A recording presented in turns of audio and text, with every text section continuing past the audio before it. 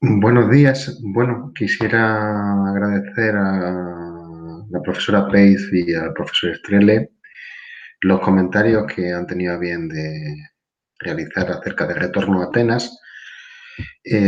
Teníamos prevista, como ya se ha comentado en los vídeos de Nuria y de Edgar, una presentación en Barcelona que, bueno, debido a la crisis del COVID-19 no pudimos realizar.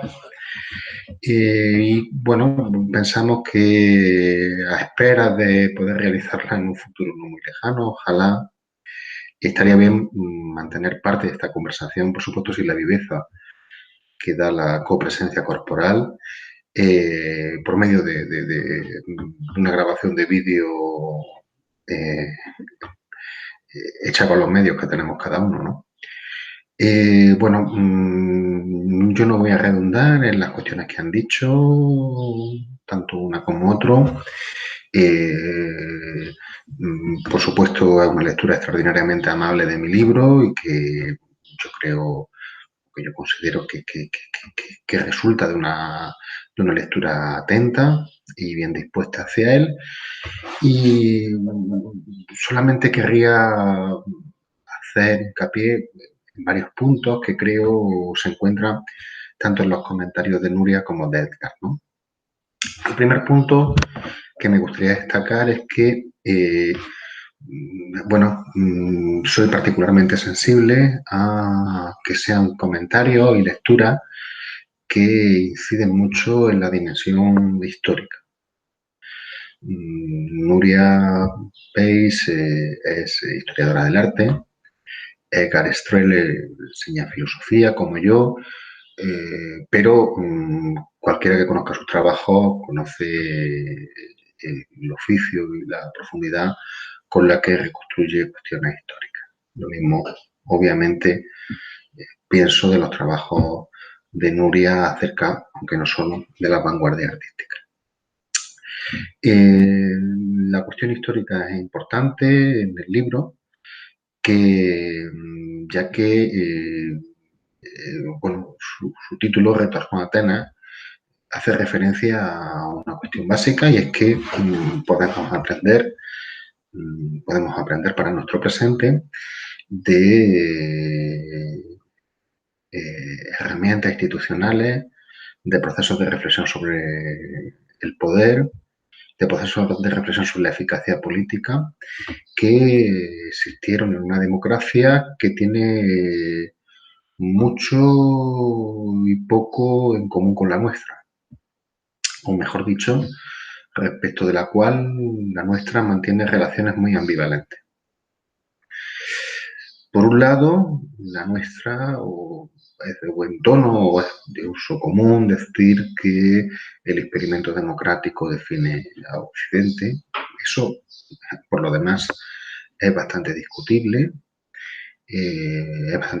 Porque, eh, como bien señala uno de los autores en los que se centra este libro, Cornelius Castoriadis, la experiencia democrática, la primera referencia a la experiencia democrática que tenemos es un debate que tiene lugar en la corte persa, no es precisamente una referencia griega, y hoy existe una amplia discusión que yo creo que, por lo que me alcanza, ha llegado también a resultados claros de que la experiencia democrática quizás se estaba desarrollando también en zonas del continente indio, del subcontinente indio. Entonces, no solo en Atenas.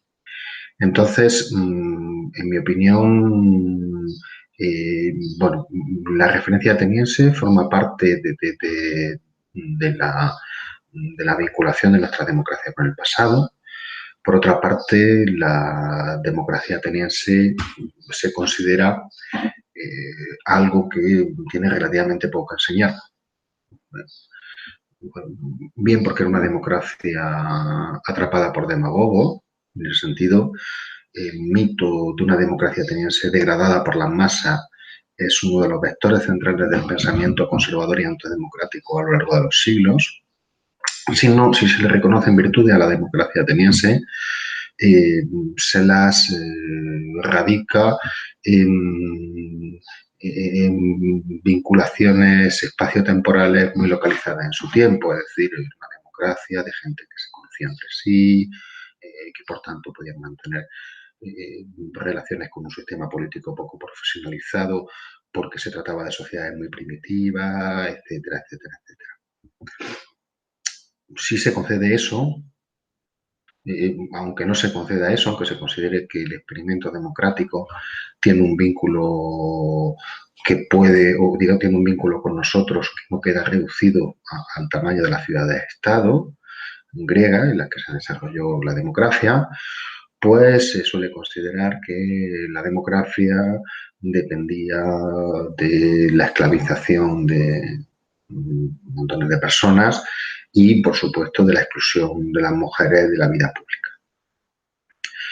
En fin, si no, se abunda diciendo que era el imperio ateniense el que permitía convertir a Atenas en una especie de pensionado social que animaba la participación de los ciudadanos adultos y varones. Bueno, sobre todo esto comento en el libro, no me quiero extender. Es evidente que Atenas fue una democracia relativamente estable durante casi 2 siglos, durante más tiempo, si consideramos que la forma democrática ateniense siguieron existiendo, incluso cuando Atenas quedó incluida en entidades políticas más amplias, por ejemplo, el Imperio Macedonio o el periodo del Imperio Romano. Dos, también, para mí me resulta también claro que las posibilidades tecnológicas nos ofrecen la capacidad de recrear la participación popular a unos niveles desconocidos en Atenas, cuyas dimensiones estaban lejos de ser las de una aldea. Era una gran metrópoli donde la mayoría de los ciudadanos no tenían conocimiento cara a cara. Eso es un mito. En tercer lugar, la esclavitud es, por supuesto, un punto negro enorme en la democracia ateniense. Existen muchas formas de esclavitud. Yo señalo en el libro que la esclavitud sirvió para estabilizar, digamos, los procesos democráticos por medio de un grupo de esclavos públicos que jugaban un papel de técnicos sin derechos políticos. Es decir, había un grupo de esclavos públicos que permitían que los costes derivados de la participación democrática, lo que podríamos llamar los costes de transacción, se solventaran o, digamos, acolcharan sus efectos gracias a las cualificaciones de un conjunto de esclavos públicos. Por otra parte, hay que apuntar que lo que nosotros llamamos esclavitud remite a una enorme cantidad de formas de subordinación diferentes que es difícil comprender. Entre ellas estaba la de los esclavos públicos. Eso es una realidad sobre la que no cabe discutir. Lo que cabe discutir es si esos, digamos, ese acolchamiento de los efectos de la participación democrática gracias a los esclavos públicos no serían factibles recrearlos hoy por medio de funcionarios controlados constitucionalmente. O sea, es más que evidente, ¿no? También es, por otra parte, es también real que la esclavitud, esto es un argumento de Castoriadis, ha existido a lo largo de la historia, pero el ejemplo ateniense, que recogió la esclavitud antes de nacer y que la mantuvo con él hasta que pereció, consiste en haber hecho algo en esas condiciones que otros modelos políticos no realizaron. Entonces, lo que nos interesa es la diferencia específica que permitió al ejemplo ateniense en condiciones obviamente muy criticables social y culturalmente, desarrollar un germen nuevo de participación democrática.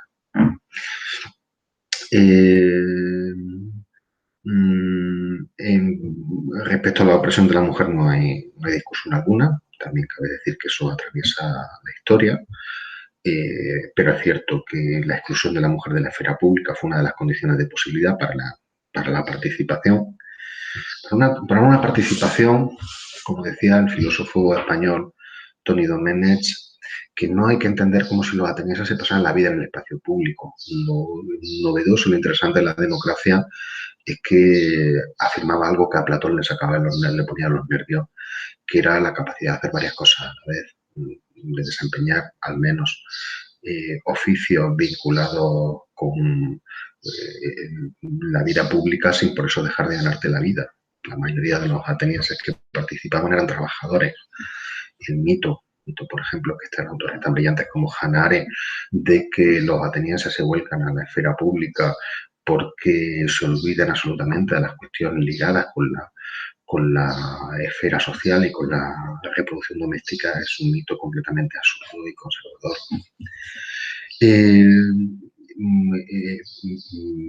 Bueno, sobre el imperio, pues cabe decir, como señala Moyen Hansen, que los máximos desarrollos de la democracia ateniense se producen en el siglo IV, allí en el momento en que el imperio no era el más floreciente, ¿no?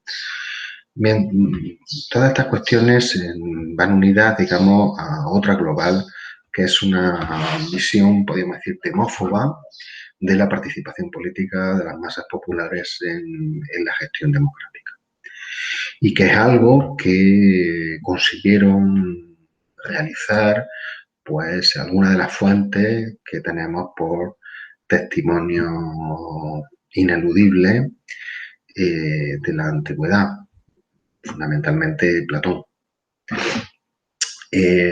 Bueno, en el libro muestro que esa fuente, cuando se la estudia de manera atenta, dice muchas cosas sobre la democracia y no dice siempre las mismas.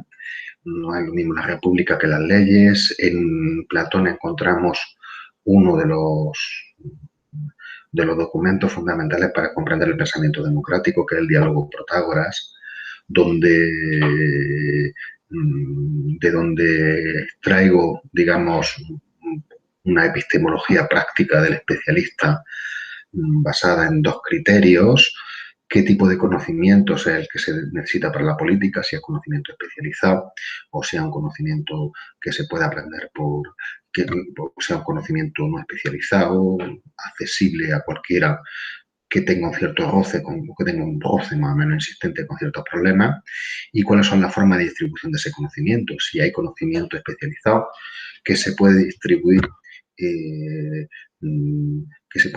masivamente, es lo que yo llamo el ejemplo del flautista mediocre, como una de las condiciones de la existencia de la democracia, de la democracia, de las competencias democráticas, o si además es un conocimiento que se puede adquirir por la práctica. Bien, eso, digamos, está en el diálogo Protágoras. Pero es que además la democracia fue un régimen relativamente estable, solo interrumpido por procesos de violencia política que vienen directamente de los oligarcas. Es absolutamente injusto decir que los oligarcas son la razón suficiente del pensamiento de Platón y de lo que él atribuyó a Sócrates, fuese quien fuese Sócrates histórico. Es absolutamente injusto, pero es cierto que ese círculo, el círculo oligárquico, que cometió algunos de los episodios de violencia política más aterradores de la experiencia ateniense, el régimen de los 30 tiranos, sale del núcleo íntimo del círculo de Sócrates. Critias, el que sería jefe y terrorista político de primer orden, es el tío abuelo de Platón. A pesar de eso, ya digo, la democracia se presenta como un régimen disparatado, degradado, en el cual los mejores ciudadanos tienen que vivir por el ostracismo, pese a que el ostracismo era una forma de defensa ante los conflictos de élite que se utilizó de manera muy económica.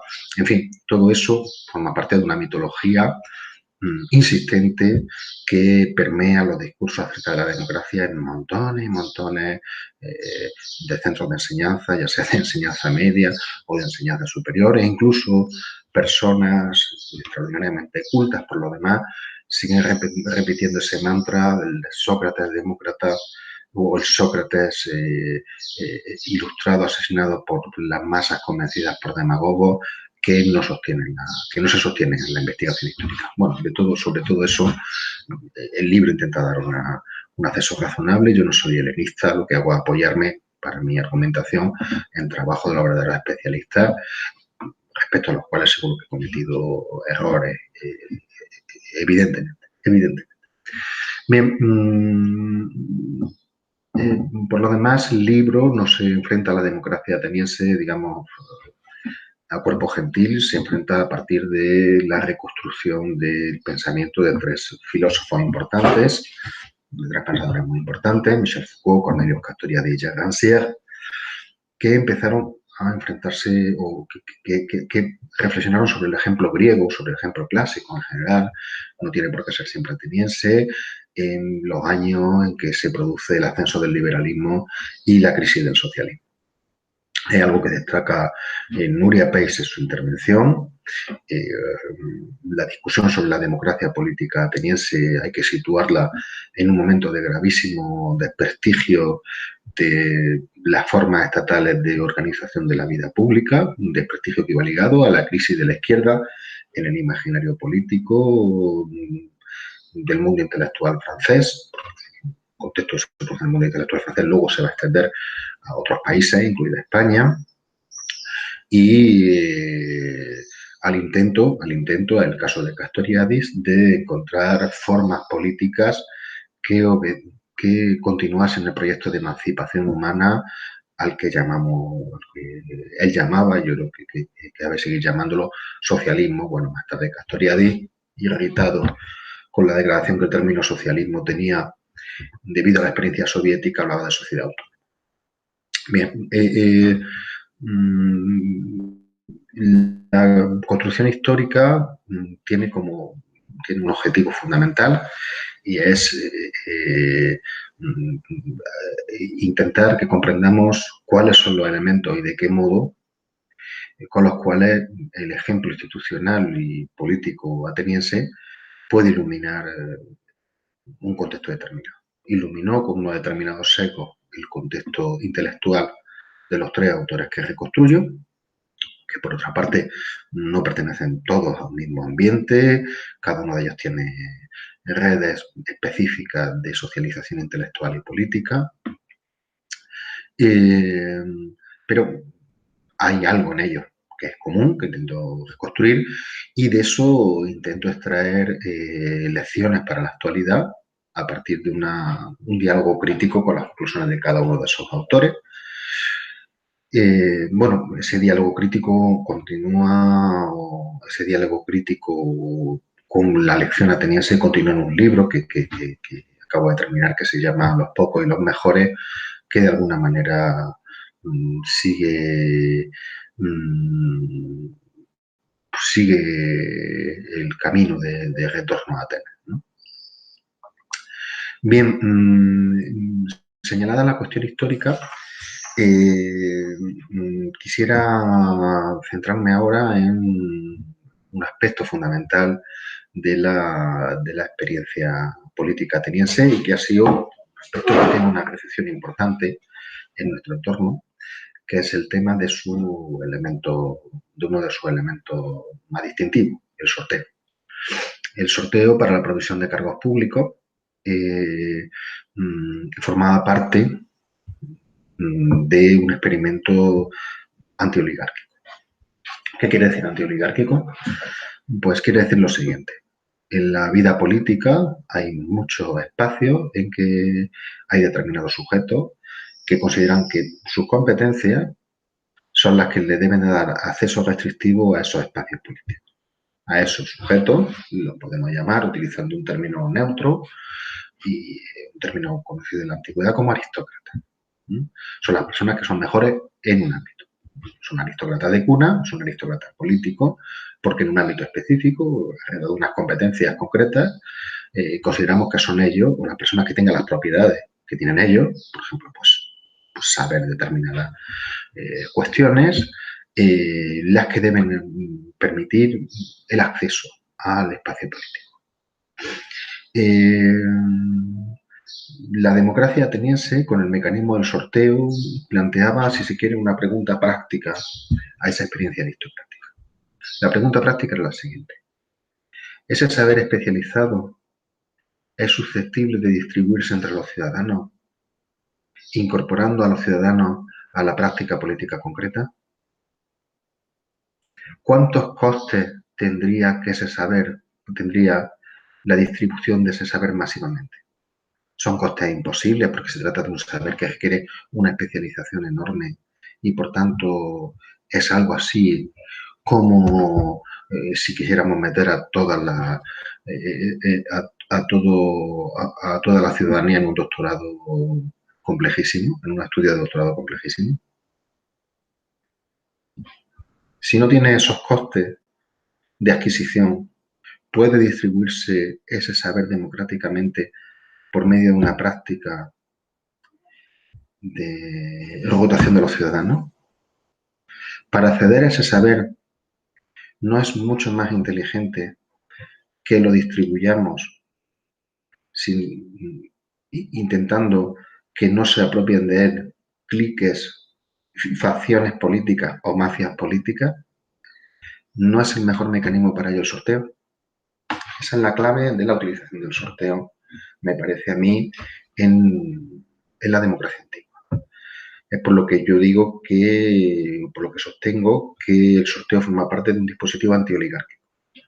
No de negación de que no existen jerarquías, aunque sean jerarquías provisionales, aunque sean jerarquías en un ámbito, una persona puede ser superior a otra en un ámbito y no solo en otras. La jerarquía no es una especie de derecho de sangre o de derecho de cuna, de privilegio de cuna.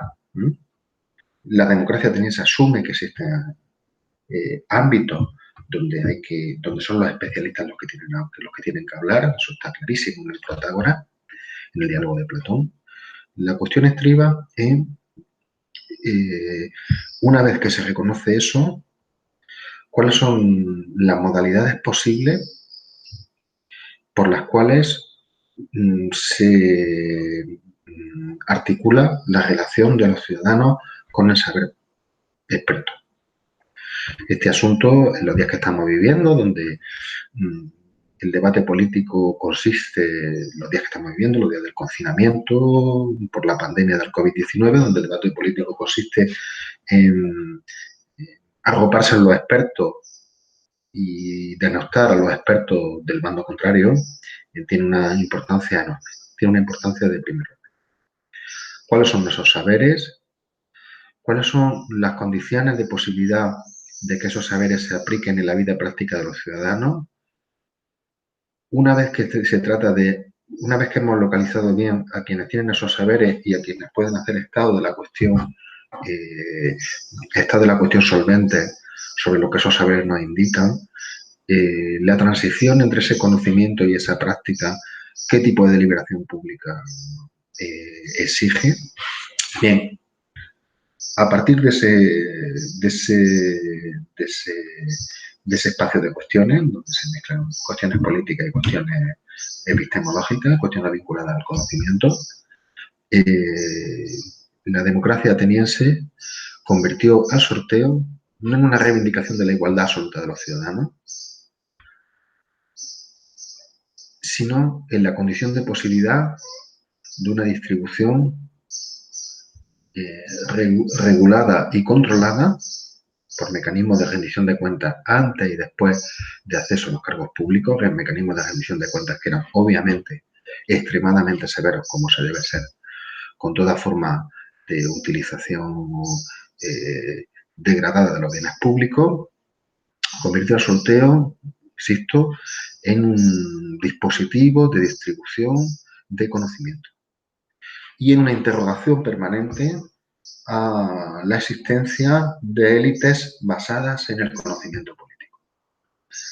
Eso hablo de principio antioligárquico. Cuando esas élites están basadas en el conocimiento político y están basadas por buenas razones, estamos delante de una aristocracia. Cuando esas élites están basadas en malas razones, estamos delante de una oligarquía. Eso es importantísimo y eso es un test que cabe plantear, que los atenienses, que la democracia ateniense planteó a su élite política y que nosotros podemos utilizar para planteárselo a la nuestra. Bien, ese elemento es importantísimo y tanto, como señalan tanto Nuria y Edgar, no se puede comprender el sorteo fuera de un espacio institucional más amplio.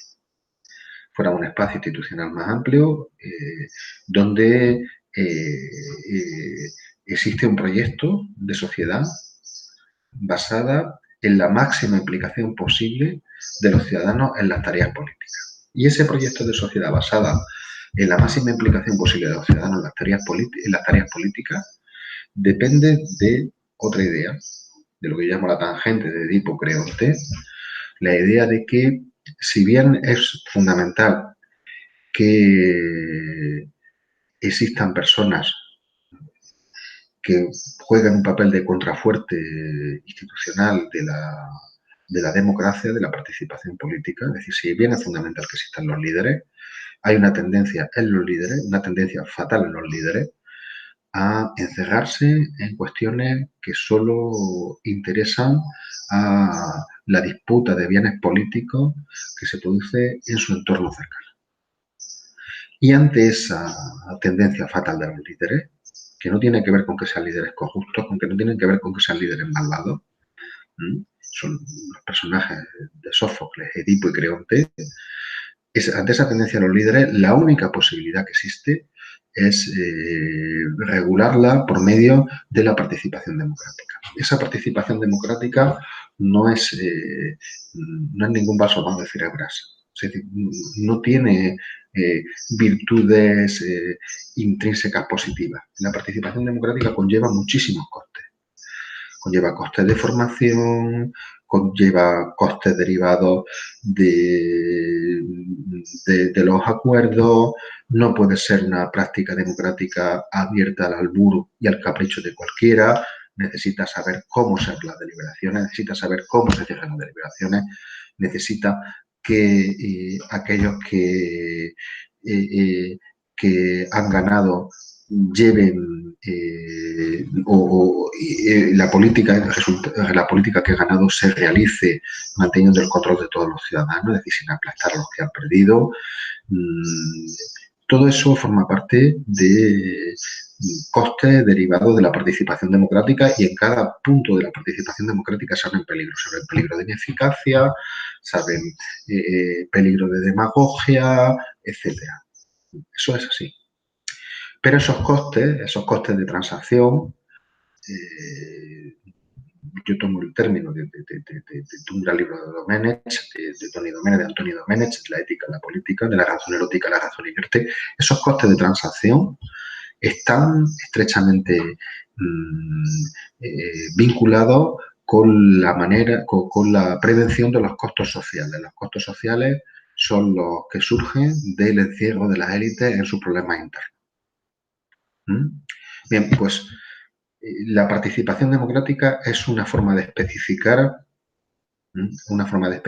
de concretar cómo los costos de transacción es algo a lo que estamos obligados a enfrentarnos si no queremos tener élites autistas y encastradas en problemas que solo atañen a ellas. Pero del comportamiento de esa élite se derivan costos para todo el mundo, se derivan problemas para todo el mundo. Bien, yo me alegro mucho que en la intervención de ambos se señale este entramado institucional denso y quisiera terminar mi intervención con un punto que sacan ambos, que son las condiciones de la participación política, condiciones sociales de la participación política. El centro del odio de los oligarcas a la democracia estaba en el mistos, en el salario. El salario, impulsado por Efialtes y Pericles, permitió la participación de las masas populares en instituciones del gobierno de la ciudad. En ese sentido, podemos decir que la democracia ateniense no fue solamente un mecanismo de redistribución de competencias políticas entre los ciudadanos, fue también un mecanismo modesto de redistribución económica. El salario que se pagaba por el desarrollo de las actividades públicas no era tremendamente sustancioso, pero digamos, era equiparable a, a lo que ganaba un obrero especializado. Bien, tanto la profesora Pace como el profesor Strele señalan la importancia de las condiciones económicas de la participación política. Se habla de la renta básica universal. Yo un debate en el que no voy a entrar por falta de competencia, entre otras cosas, solo insisto en un tema. Solo quisiera insistir en un tema. Una sociedad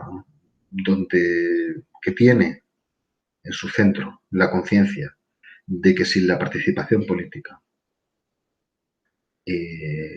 se enfrenta a problemas gravísimos, si la participación política de los ciudadanos se enfrenta a problemas gravísimos, tiene que conceder un espacio al trabajo democrático. El trabajo democrático, el trabajo de aprendizaje, gestión y desarrollo de tareas públicas. El trabajo por el que se aprende a ser gobernado gobernando. El trabajo por el que los ciudadanos pueden experimentar en escalas modestas la vieja idea democrática, la no vieja y venerable idea democrática de que la democracia es gobernar y ser gobernado por turno, no en todos los temas, sino en algunos, y no en todas las instituciones, sino en algunas.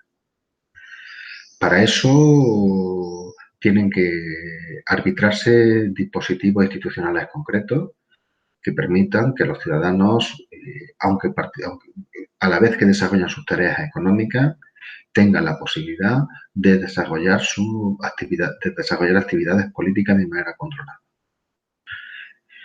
Eso exige una transformación importante de la concepción de qué es la integración social de un individuo. Nosotros pensamos en la integración social fundamentalmente a través de actividades económicas. Los individuos que no están integrados en lo que llamamos el mercado de trabajo, les damos fundamentalmente competencias técnicas de adaptación a la producción de bienes y servicios.